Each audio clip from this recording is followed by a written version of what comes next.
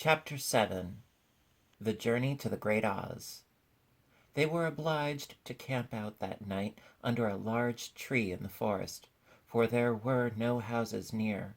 The tree made a good, thick covering to protect them from the dew, and the Tin Woodman chopped a great pile of wood with his axe, and Dorothy built a splendid fire that warmed her and made her feel less lonely.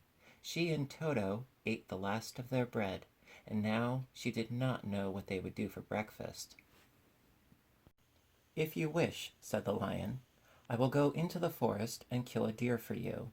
You can roast it by the fire, since your tastes are so peculiar that you prefer cooked food, and then you will have a very good breakfast." "Don't! Please don't!" begged the Tin Woodman.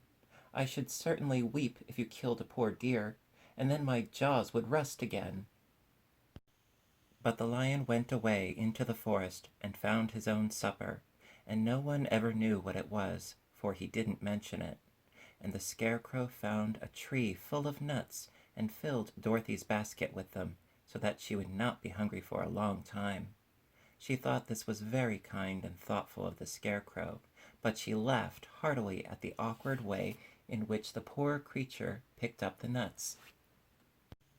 His padded hands were so clumsy and the nuts were so small that he dropped almost as many as he put in the basket.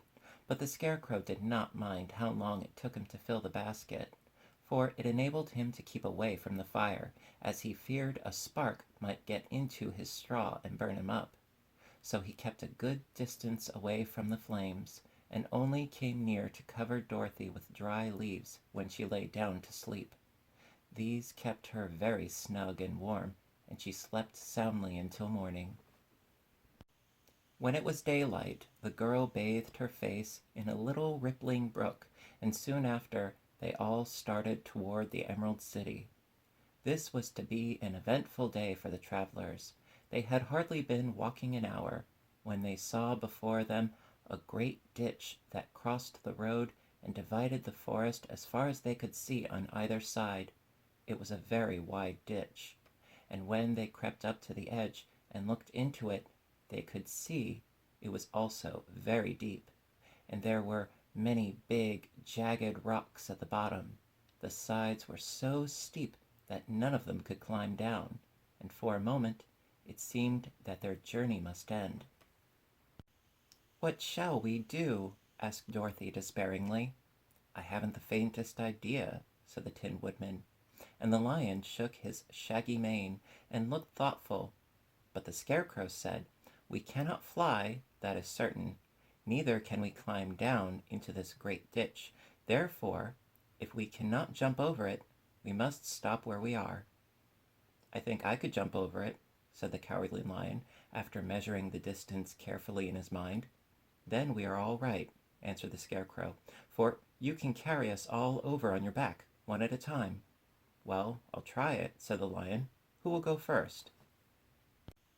"I will," declared the Scarecrow, "for if you found that you could not jump over the gulf, Dorothy would be killed, or the Tin Woodman badly dented on the rocks below.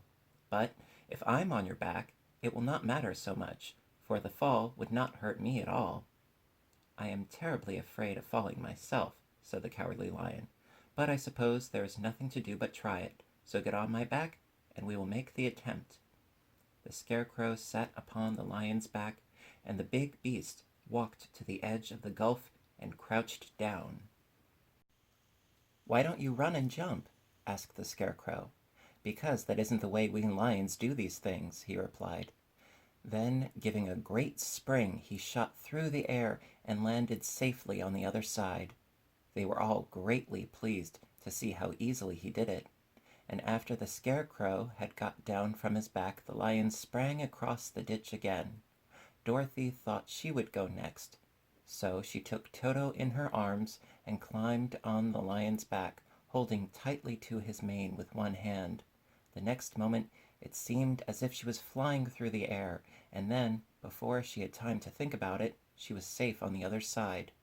The lion went back a third time and got the Tin Woodman, and then they all sat down for a few moments to give the beast a chance to rest, for his great leaps had made his breath short, and he panted like a big dog that has been running too long.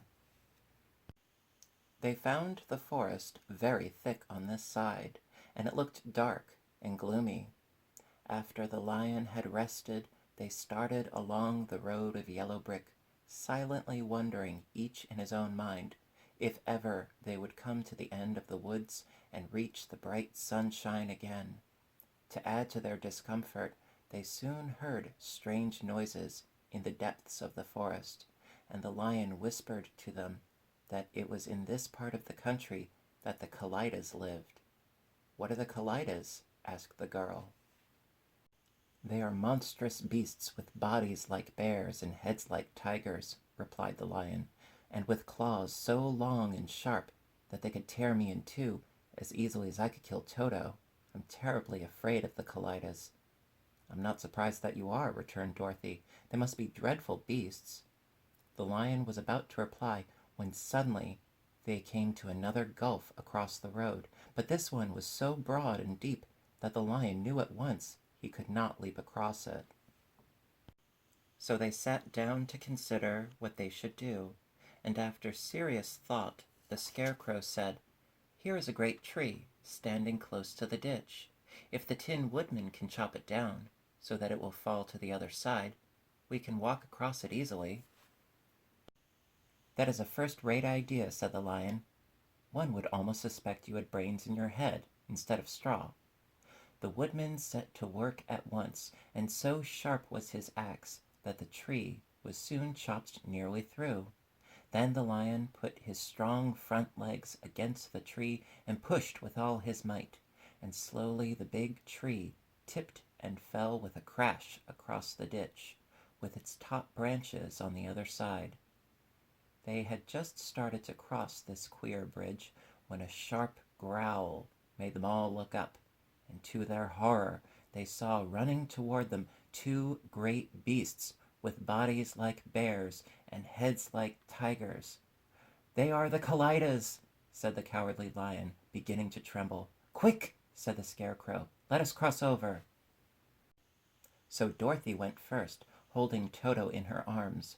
The Tin Woodman followed, and the Scarecrow came next. The lion, although he was certainly afraid, turned to face the Kallidas, and then he gave so loud and terrible a roar that Dorothy screamed and the Scarecrow fell over backwards, while even the fierce beasts stopped short and looked at him in surprise.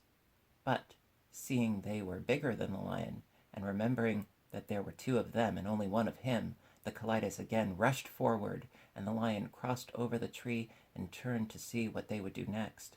Without stopping an instant, the fierce beasts also began to cross the tree, and the lion said to Dorothy, "We are lost, for they will surely tear us to pieces with their sharp claws, but stand close behind me, and I will fight them as long as I am alive." "Wait a minute," called the Scarecrow. He had been thinking what was best to be done, and now he asked the woodman to chop away the end of the tree that rested on their side of the ditch. The Tin Woodman began to use his axe at once, and just as the two Kallidas were nearly across, the tree fell with a crash into the gulf, carrying the ugly, snarling brutes with it, and both were dashed to pieces on the sharp rocks at the bottom. "Well," said the Cowardly Lion, drawing a long breath of relief, "I see we are going to live a little while longer, and I'm glad of it, for it must be a very uncomfortable thing not to be alive. Those creatures frighten me so badly that my heart is beating yet." "Ah," said the Tin Woodman sadly, "I wish I had a heart to beat." This adventure made the travelers more anxious than ever to get out of the forest, and they walked so fast that Dorothy became tired and had to ride on the lion's back. To their great joy, the trees became thinner the farther they advanced, and in the afternoon they suddenly came upon a broad river, flowing swiftly just before them. On the other side of the water they could see the road of yellow brick, running through a beautiful country, with green meadows dotted with bright flowers, and all the road bordered with trees hanging full of delicious fruits.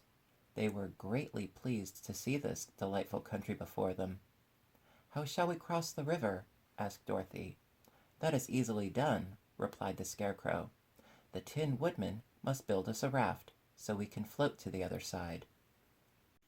So the Woodman took his axe and began to chop down small trees to make a raft, and while he was busy at this, the Scarecrow found on the river bank a tree full of fine fruit.